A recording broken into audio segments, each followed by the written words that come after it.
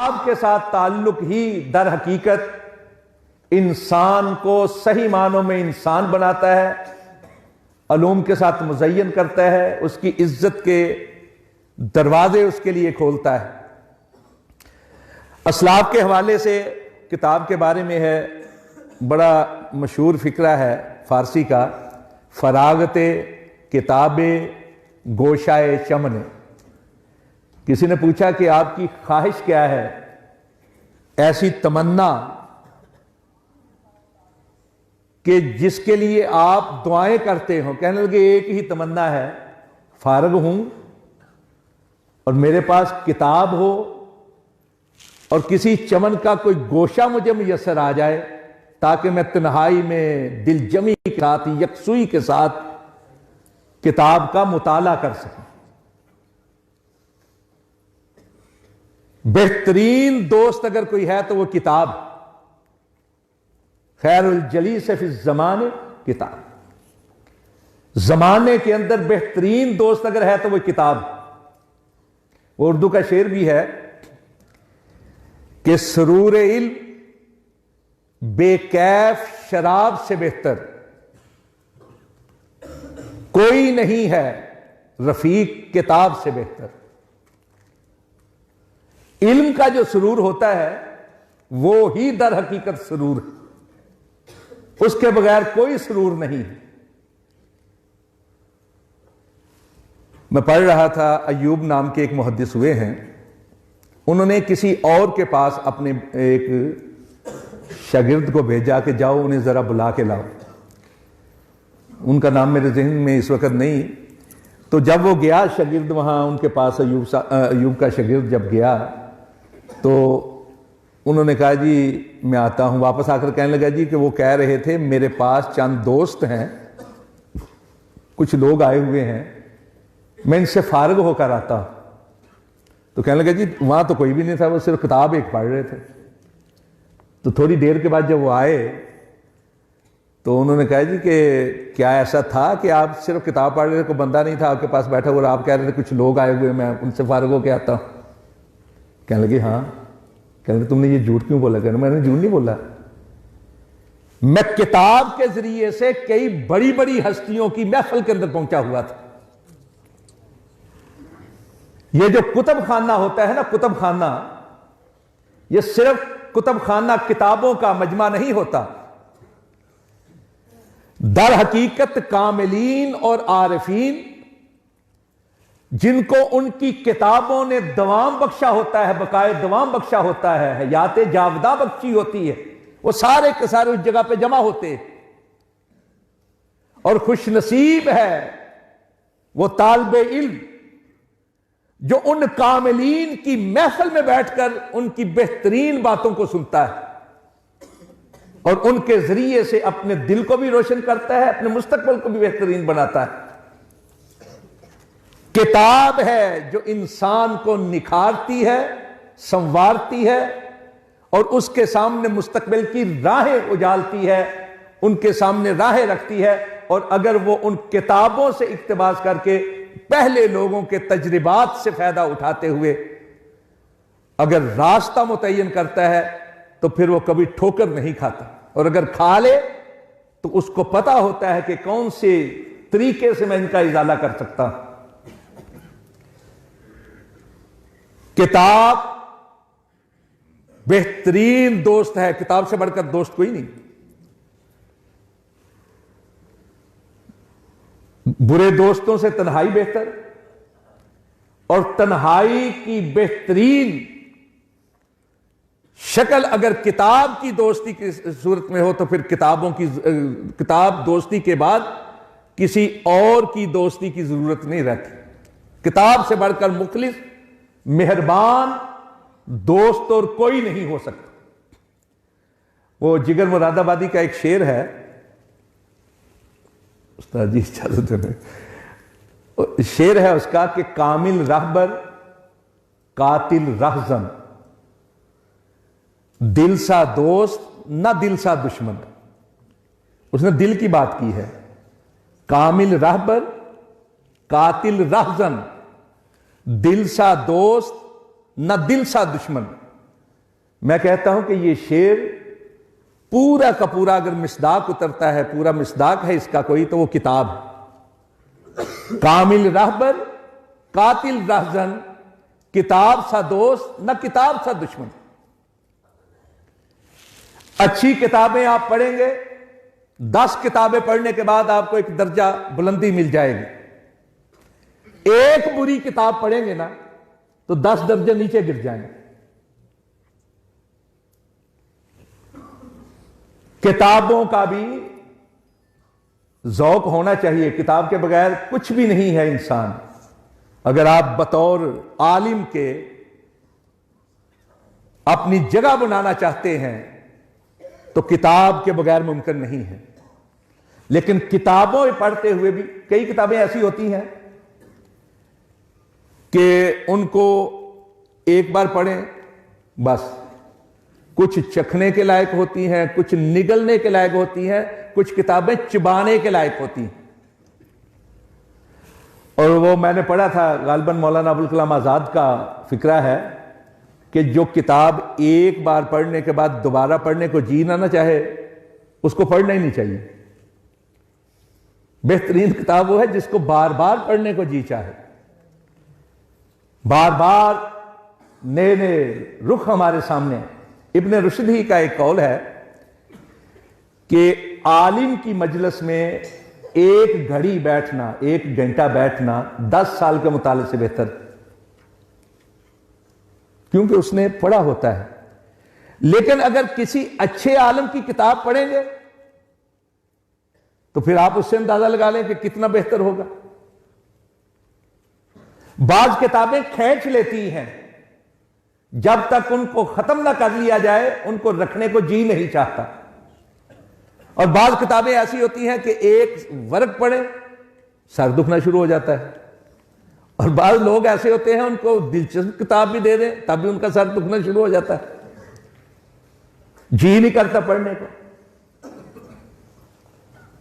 میں نے جب یہ سنا کہ جامعہ میں یہ ہفتہ منایا جا رہا ہے کتب بینی کا، تو میں نے کہا کتب بینی تو ہے، کتاب دوستی کا ہفتہ جو ہے نا وہ زیادہ مناسب ہوتا ہے۔ کتاب کے ساتھ دوستی ہوگی، کتاب پڑھیں گے بھی، آپ لگا کے بھی رکھیں گے۔ اور یہاں میں ایک بات عرض کر دوں، ہمارے ماحول اور معاشرے میں کتاب بینی اور کتاب دوستی ختم ہوتی چلی جا رہی ہے، اور اس کی بڑی وجہ یہ ہے کہ گھروں کے اندر پہلے ہوتا تھا، تھوڑا سا بھی پڑھا لکھا ہوتا تھا، گھر کے اندر لائبریری ضرور ہوتی تھی، والدین بھی پڑھتے تھے، والدین کو دیکھیں گے تو بچے پڑھیں گے، اگر والدین نہیں پڑھیں گے تو بچے بھی نہیں پڑھیں گے۔ علماء کرام تصور ہی نہیں ہوتا تھا کسی عالم کے بارے میں کہ وہ بغیر پڑھے جمعہ پڑھا دے۔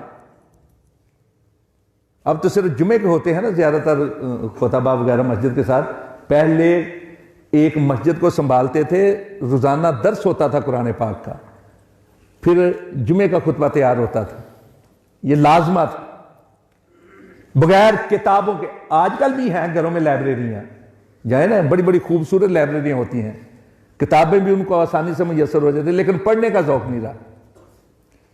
مولانا عبدالقادر حصاروی رحمۃ اللہ علیہ کے بارے میں ہے کہ جب وہ آئے نا تو ان کے پاس اور کوئی سامان نہیں تھا، ایک گاڑی جانتے ہیں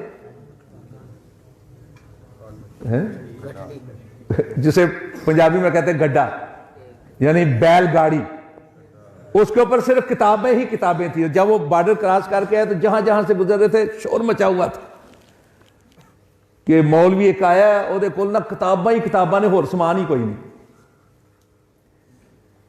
اور اسی علاقے میں صوفیاء کا جب ہم ذکر پڑھتے ہیں، مثلا ان کے ملفوظات جو ہیں، شکر گنج بابا فرید شکر گنج شکر، ان کے ملفوظات مرتب کیے ہیں شیخ نظام الدین اولیاء نے۔ تو جب پڑھتے ہیں نا تو حیرانی ہوتی ہے، اتنے بڑے بڑے نام اور علمی حیثیت ملفوظات میں ہمیں کوئی دکھائی نہیں دیتی۔ تصوف کی باتیں ہیں لیکن علمی طور پر۔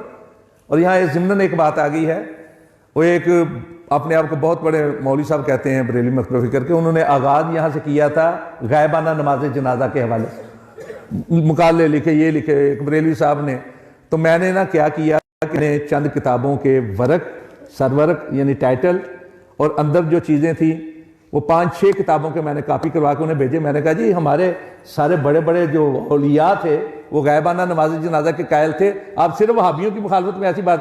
تو ان میں وہ جو ملفوظات تھے نا بابا فرید الدین گنج شکر کے، جو نظام الدین اولیاء نے مرتب کیے، اس کے 19ویں باب کے اندر بھی غائبانہ نماز جنازہ کی بات ہے. بہاؤالدین زکریہ ملتانی کا غائبانہ نماز جنازہ انہوں نے پڑھا تھا. اسی طرح تاریخ چشت ایک مرتب کی ہے ڈاکٹر ایوب قاضی، اس کا بھی حوالہ میں نے دیا. پھر فوائد الفوائد جو ہے نظام الدین اولیاء کی، جو حسن سنجری نے مرتب کی ہے ملفوظات، ان کے اندر بھی ہے. اس طرح میں نے 5-6 کتابوں کے انہیں جب بھیجے تو پہلی قسط انہوں نے شائع کی تھی، دوسری پھر شائع نہیں کی انہوں نے. تو یہ صورتحال تھی علمی طور پر جو میں عرض کرنا چاہ رہا تھا کہ علمی حیثیت ہمیں دکھائی نہیں دیتی. آج وہی نام ہمارے سامنے ہیں، انہی کے بارے میں لوگ جانتے ہیں جنہوں نے کتابیں لکھی ہیں. بڑے بڑے صاحبان علم، سمندر علم کے دنیا میں ہو گزرے ہیں، لیکن آج ان کا نام موجود نہیں. آج اگر نام ہے تو اسی کا ہے جو کتاب سے تعلق رکھے، صاحب کتاب. وہ مشہور شعر بھی ہے نا عربی کا کہ یدوم الخط فی القرطاس دہرا وکاتبہ رمیم فی التراب. لکھنے لکھانے پڑھنے پڑھانے سے تعلق جو ہے بات کہیں کی کہیں پہنچ گئی. میں یہ عرض کرنا چاہ رہا تھا کہ کتاب کے ساتھ تعلق قائم رکھیں گے تو سمجھیے کہ علم کے اندر آپ کا قد بڑھے گا. پڑھیں بھی لکھیں بھی. میں نے شیخ، میری عادت ہے اپنا کتابیں ویسے منہ مارتا رہتا ہوں. میں نے پہلے بھی یہ بات عرض کی تھی کہ دیوبندی مکتب فکر کے فارغ التحصیل نوجوانوں کی کئی کتابیں دیکھی ہیں. میں نے تقریباً کوئی 70 سے زیادہ کتابیں دیکھی ہیں. صرف وہ جس طرح یہ بچے لکھ رہے ہیں نا، اس طرح انہوں نے بنائے ہوئے تھے اپنے دفاتر کہہ لیں یا ڈائریاں وغیرہ کہہ لیں، وہ انہوں نے بنائی ہوئی تھی. جب اساتذہ کوئی بات کرتے، کوئی اچھی بات ان کو تو لکھتے چلے. صرف ان پر مشتمل 71 کے قریب کتابیں میں نے دیکھی پچھلے 2 سال کے اندر. اپنے اساتذہ کی کوئی بات ہے، کسی اپنا کتاب میں سے کوئی اچھی چیز مل گئی ڈائری کی صورت میں، یہ ایک رجحان ہوتا ہے. آپ کے اسلاف نے بہت کام کیا ہے. اس وقت صورت حالات یہ ہے کہ سعودیہ سے چونکہ ہمارے اکثر نوجوان اور ہمارے اساتذہ جو ہیں وہاں سے پڑھ کے آتے ہیں، اللہ کا شکر ہے، مدینہ یونیورسٹی سے یا دوسرے مکہ یونیورسٹی سے، تو اس کی وجہ سے جو زمانہ قریب کے عرب شیوخ ہیں ان کی کتابیں زیادہ آئی. لیکن اگر آپ اپنے اسلاف کی جو برصغیر سے تعلق رکھتے تھے ان کی کتابیں اگر دیکھیں تو آپ حیران رہ جائیں کہ اتنی گہرائی علمی طور پر، ایسا استنباط، ایسا استخراج، اجتہاد کی ایسا اعلیٰ مثالیں، آپ حیران رہ جائیں. حالانکہ اس وقت کتابیں اتنی میسر نہیں تھی، اس کثرت کے ساتھ نہیں ملتی تھی. کئی کتابیں ایسی تھیں جن کا ذکر صرف کتابوں کے اندر تھا. میں نے خود اپنے نظروں سے حضرت میاں نذیر حسین دہلوی کے ہاتھ کے نسخے دیکھے ہیں بخاری شریف کے. قلم سے لکھتے تھے، نقل کرتے تھے کتابیں. ملتی نہیں تھی کتابیں تو قلم سے نقل کرتے تھے. کسی سے کتاب لے لیتے ادھر لگے رہتے، اس کو نقل کرتے چلے جاتے تھے تحریراً. پہلے ایسے ہی ہوتا تھا. نسخے جو ہے، نسخوں کے اندر جو اختلاف ہے رسم الخط کی وجہ سے بعض چیزیں جو ہے، یہ تو اللہ رب العزت رحمت نازل فرمائے حضرت نواب صدیق حسن بھوپالوی رحمت اللہ علیہ پر کہ کئی کتابیں انہوں نے اپنے خرچے پہ تباہ کر کے تو عام کی تھی. پھر ادارے قائم ہوئے، نول کشور نے کی، پھر اور لوگوں نے، حالانکہ وہ ہندو تھا. اکثر کتابیں اس نے شائع کی ہیں اسلامی کتابیں جو، لیکن اتنا شوق تھا ہمارے اسلاف کو کتابیں پڑھنے کا، پڑھانے کا. حضرت نواب صدیق حسن بھوپالوی رحمت اللہ علیہ، انہوں نے کئی کتابوں کا، عربی کتابوں کا ترجمہ کیا اور اس کے اندر اضافہ کر کے شائع کیا. اور یہ نہیں کیا بعض لوگ تو آج کل اعتراض کرتے ہیں نا کہ 200 سے زیادہ ان کی کتابیں کس طرح ہو سکتی ہیں، وہ نواب تھے، وہ کسی اور سے کتابیں لکھوا لیا کرتے تھے. یہ اعتراض آتا ہے احناف کی طرف سے حضرت نواب صدیق حسن بالوی رحمۃ اللہ علیہ پر کہ وہ نواب تھے، لیکن وہ نواب اس وجہ سے بنے تھے کہ بیگم شاہ جہاں کے ساتھ ان کی شادی ہوئی تھی، اصل نواب وہ تھی. یہ تو ایک عالم دین تھے، اور جتنی کتابیں انہوں نے لکھی ہیں خود ان پہ اپنا نام لکھا ہے. جو ترجمہ کی ہے ان کے اندر اضافہ کیا، کئی چیزیں ان کے اندر ترامیم کی، لیکن اس کے باوجود جن کی کتابیں تھیں ان کا ذکر کیا ہے انہوں نے. اور پھر ان کے ملازم رکھے ہوئے تھے علامہ وحید الزمان، علامہ بدیع الزمان، جنہوں نے سات ستہ کا ترجمہ کیا. اگر انہوں نے پیسے دے کے نام لکھوائے ہوتے تو ان پہ بھی اپنا نام لکھوا لیتے، اور لوگوں نے بھی لکھے ہیں کتابیں. اب میں اس لحاظ سے محسن کہتا ہوں مولانا عارف جوید محمدی کو، اور ان کے ساتھ کام کر رہے ہیں حافظ شاہد رفیق صاحب، میں ان کو محسن کہتا ہوں اپنی جماعت کا، کہ انہوں نے پرانے بزرگوں کی جو کتابیں تھی نا، جو لوگ بھول چکے تھے، ان کتابوں کو پھر سے شائع کیا ہے، اور نہ صرف شائع کیا بلکہ تقسیم کیا ہے. ان سے پتہ چلتا ہے کہ ہمارے بزرگ جو ہے وہ کتنی گہرائی اور گہرائی رکھتے تھے علم کے معاملات.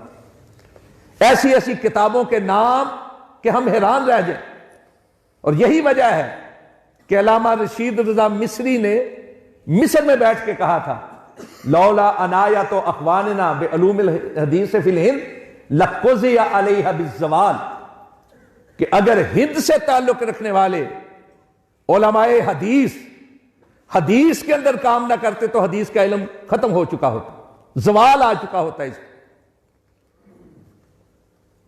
آپ دیکھیے حضرت مولانا عبد الرحمن مبارک پوری رحمۃ اللہ علیہ، اونر معبود کن کی ہے جی، دیانوی علامہ شمس الحق دیانوی رحمۃ اللہ علیہ،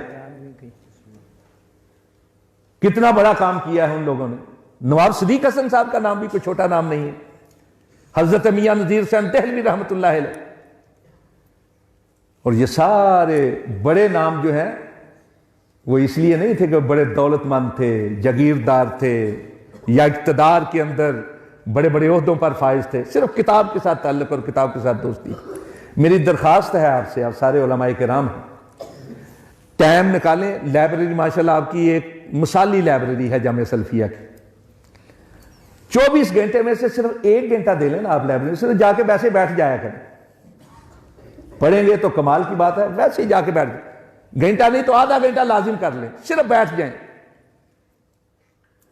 آپ بیٹھیں گے تو پتہ کیا ہوگا، ادھر سے دیکھنا شروع کریں گے، کبھی ادھر سے دیکھنا شروع کریں گے، شوق پڑے گا، دیکھیں گے یہ کتاب کون سی ہے، یہ کتاب کون سی ہے. میں کہتا ہوں صرف آپ دائیں طرف سے 1 لائن روز دیکھ لیا کریں نا، صرف نام ہی پڑھ لیا کریں.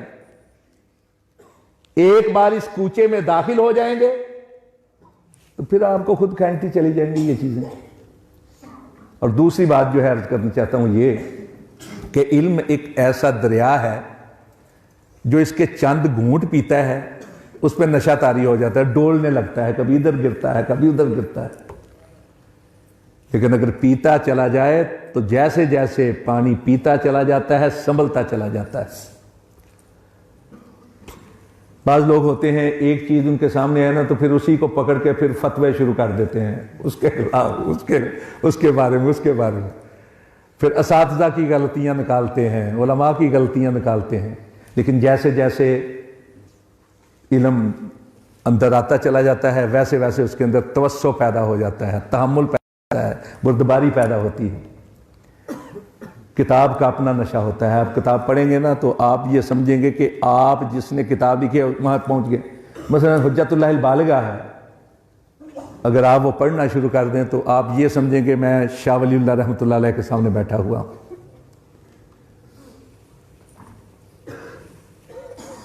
حضرت الشیخ آپ کے بھی استاد ہیں، میرے بھی استاد ہیں، میرے استادوں کے بھی استاد ہیں. انہوں نے جو مسلم پہ کام کیا ہے، جو بچے مسلم شریف پڑھتے ہیں وہ ان سے پڑھ رہے ہیں، سیکھ رہے ہیں، لیکن کئی باتیں انہوں نے اس میں ایسی لکھ دی ہوں گی جو بچوں کو نہیں سنائی ہوں گی یا نہیں پڑھائی ہوں گی، لیکن لکھ دی ہیں. ان کو پڑھیں، دوسری کتابیں پڑھیں. جیسے جیسے پڑھیں گے ملاقات ہوتی رہتی ہے، ہر ایک سے ملتے رہتے ہیں۔ کتاب کے ساتھ آپ کتاب میں چلے جائیں گے، کتب خانے کتاب پڑھنا شروع کر دیں، پڑھتے چلے جائیں گے۔ صرف لکھنے والے سے ملاقات نہیں ہوتی، بلکہ اس کے اندر کئی اور لوگوں کے ساتھ ملاقات ہو جاتی ہے۔ تو میری درخواست ہے کہ کتاب کے ساتھ دوستی کر لیں۔ کتاب سے بہترین، مخلص، وفادار رہنما کوئی دوست نہیں ہو سکتا۔ اقول قولی ھذا استغفر اللہ لی ولکم اجمعین۔